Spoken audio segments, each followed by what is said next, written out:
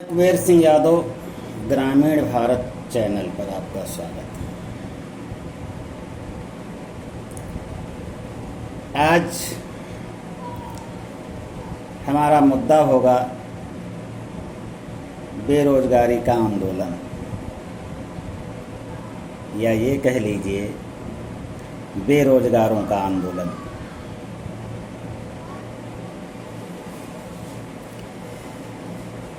अपनी बात शुरू करने के पहले मेरा निवेदन है कि यदि आपने अभी तक मेरे चैनल को सब्सक्राइब न किया हो तो कर लें, जैसे कि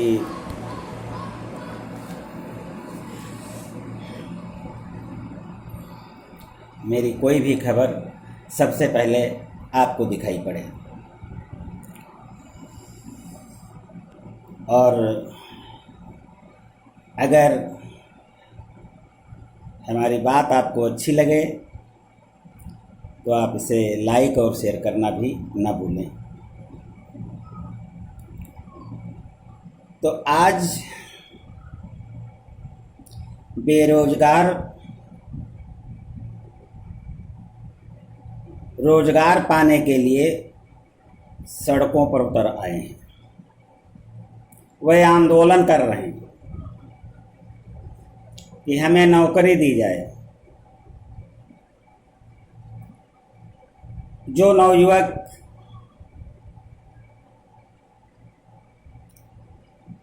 अब नौकरी पाने के लिए परीक्षाएं दे चुके हैं,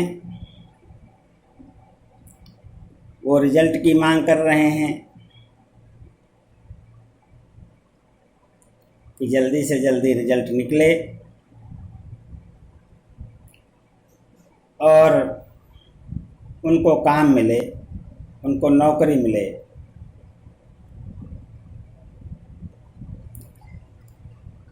बंधुओं,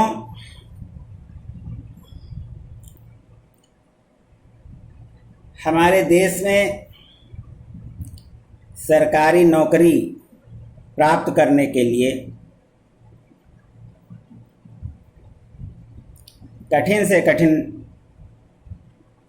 परीक्षाएं देनी पड़ती हैं, प्रतियोगी परीक्षाएं।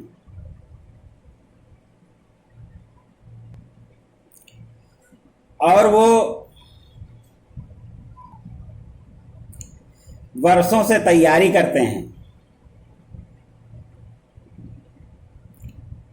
परीक्षा करवाने के लिए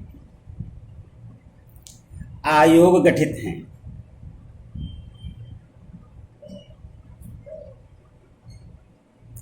लेकिन परीक्षाएं समय से नहीं हो पा रही हैं। लगभग जितने विभाग हैं उनमें सब में पद खाली पड़े हैं, वर्षों से खाली पड़े हैं। लेकिन आयोग उनकी परीक्षाएं समय से नहीं करवा पा रहा है। नवयुवक भटक रहे हैं, सोच रहे हैं कब फार्म आवे और हम आवेदन करें, कंपटीशन दें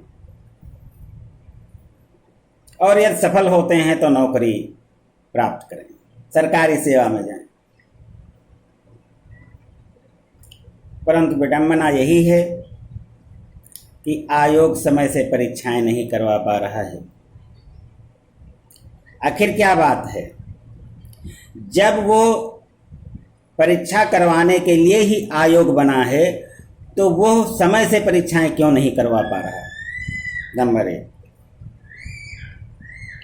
दूसरी बात, परीक्षाएं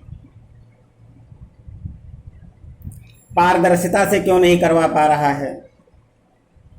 परीक्षा होती है,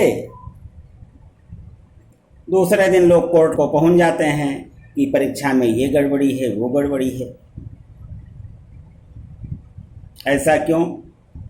इसके जिम्मेदार कौन?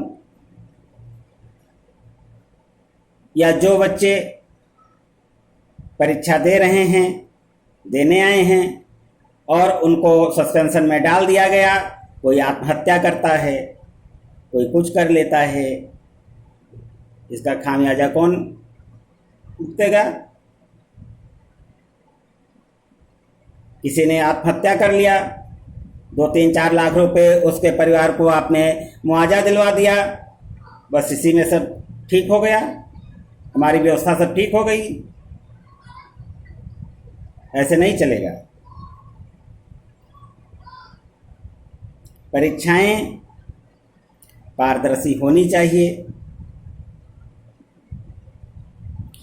रिजल्ट समय से आने चाहिए,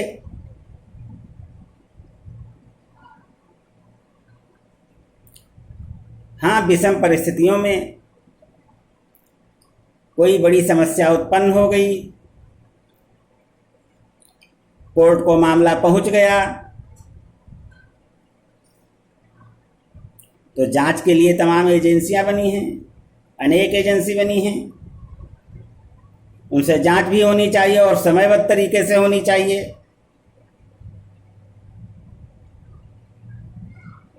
वो क्यों नहीं हो पाती हैं? जांच एजेंसियों पर से लोगों का भरोसा उठ रहा है, नौजवानों का भरोसा उठ रहा है। वो सीधे अगर जांच की मांग करते हैं तो सीबीआई से जांच की मांग करते हैं, हर मर्ज की दवा सीबीआई। ये क्या संभव है? अगर वो जांच एजेंसियां जो जिले स्तर पर, प्रदेश स्तर पर बनी हुई हैं,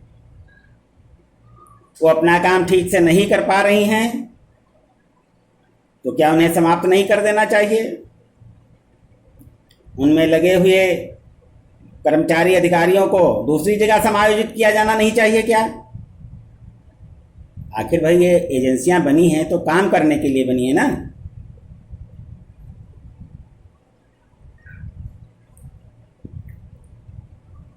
तो ये सब होने के बावजूद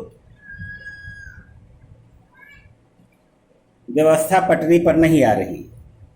रिजल्ट निकल गए तो नियुक्ति पत्र नहीं मिल पा रहे हैं समय से।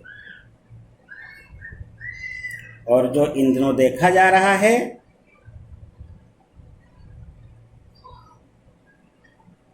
उस सड़कों पर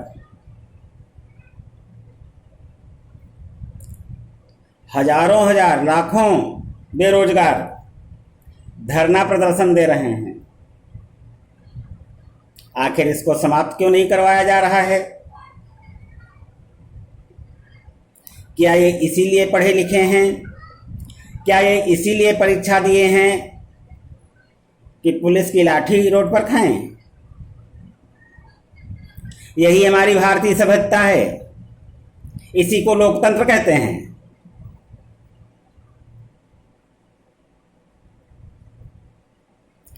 इस पर विचार करना होगा, इसको सोचना होगा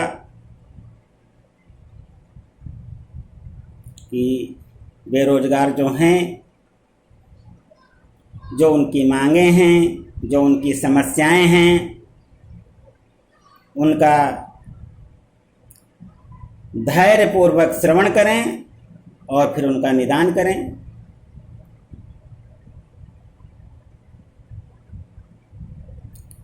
धरना प्रदर्शन होते हैं,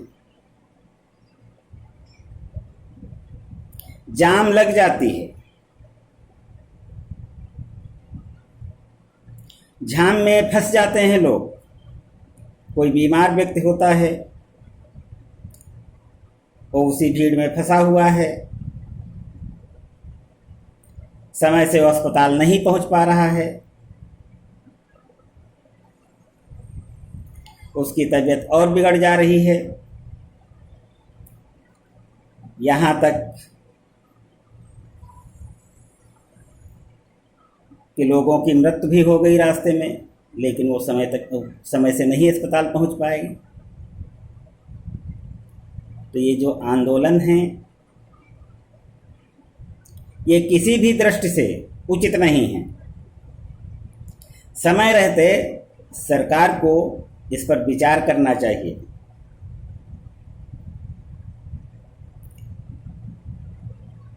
कोशिश ये हो कि बेरोजगार आपसे रोजगार मांगने आए हैं, रोजगार न दे सकें, अपनी असमर्थता जो सही तथ्यों उनको लेकर के जता दें, परंतु उनके मनोबल को मत गिराएं। पुलिस का दुर्व्यवहार उनके साथ न हो। यह एक आदर्श समाज के लिए, अच्छी समाज के लिए, अच्छे राष्ट्र के लिए अच्छा नहीं होता है। इसके लिए अच्छी बात नहीं है।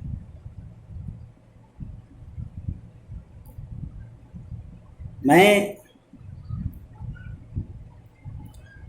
बड़ी विनम्रता से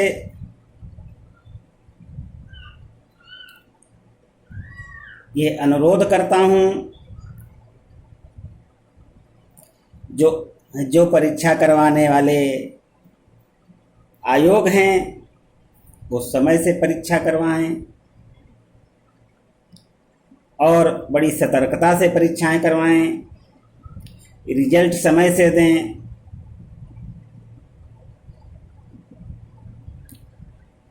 और रोजगार भी समय से दें, कि इस तरीके की नौबतें ना आवें कि पढ़े लिखे लोग लाठी खाएं, और वो भी इसलिए कि वो रोजी रोटी मांगने आए हैं।